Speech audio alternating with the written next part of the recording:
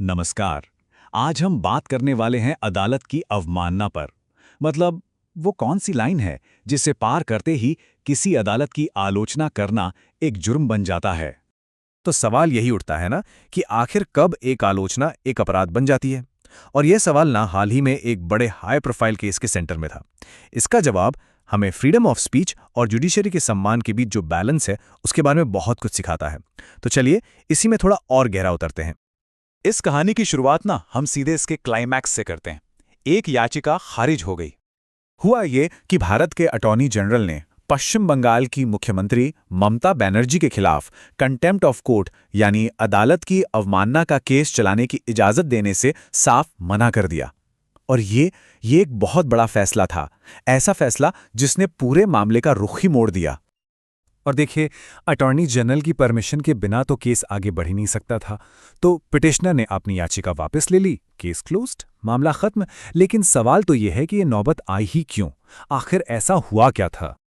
तो चलिए अब उस पॉइंट पर चलते हैं जहां से ये पूरा विवाद, ये पूरी कंट्रोवर्सी शुरू हुई। और वो थी कुछ विवादास्पद टिप्पणियां। ये पूरा मामला तब शुरू हुआ जब ममता बनर्जी ने सुप्रीम कोर्ट के एक ताज़ा फैसले पर पब्लिक में कुछ कमेंट्स किए।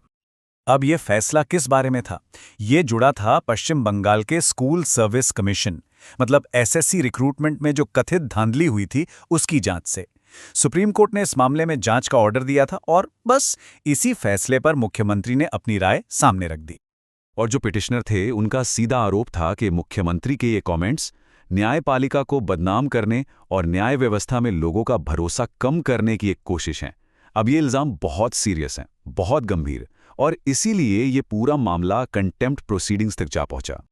अब इससे पहले कि हम कहानी में आगे बढ़ें, एक मिनट रुककर ये समझना बहुत जरूरी है कि ये कंटेम्प्ट ऑफ कोर्ट या अदालत की अवमानना, इसका असल में कानूनी मतलब होता क्या है।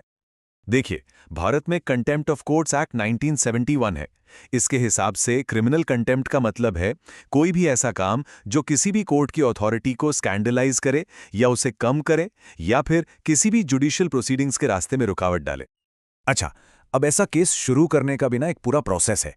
सबसे पहले कोई भी सिटीजन कंटेम्प्ट का आरोप लगाते हुए एक पिटिशन फाइल कर सकता है। लेकिन यहां एक बहुत ही इंपॉर्टेंट स्टेप है। केस को आगे बढ़ाने के लिए देश के अटॉर्नी जनरल की सहमति, उनकी परमिशन एकदम जरूरी है। जब वो हां कहेंगे तभी सुप्रीम कोर्ट मामले को सुन सकता है। मतलब अटॉर्नी जनरल यहां एक तरह से गेटकीपर का रोल निभाते हैं। तो चलिए अब वापस अपने केस पर आते हैं और ये समझने की कोशिश करते हैं कि अटॉर्नी जनरल ने आखिर इस मामले में परमिशन देने से मना क्यों कर दिया। उनकी रीजनिंग क्या थी, उनका तर्क क्या था। अटॉर्नी जनरल का सीधा सीधा निष्कर्ष ये था कि मुख्यमंत्री के जो रिमार्क्स थे वो उस थ्रेशोल्ड को, उस सीमा को पार नहीं करते जिसे क्रिमिनल कंटेम्प्ट माना जा सके।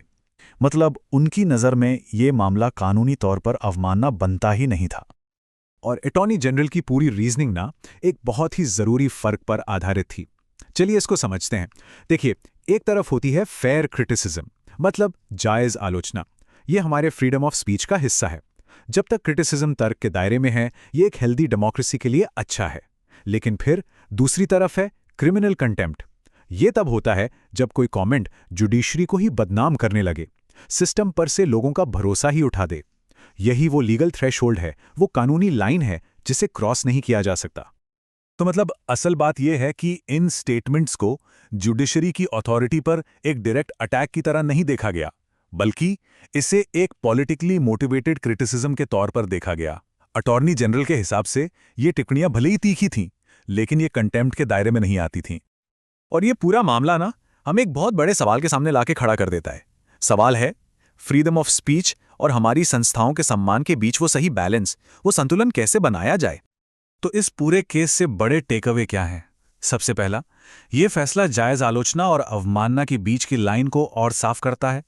दूसरा, ये हमारे संवैधानिक अधिकारों और जुडिशरी के सम्मान के बीच एक बैलेंस बनाने की कोशिश है।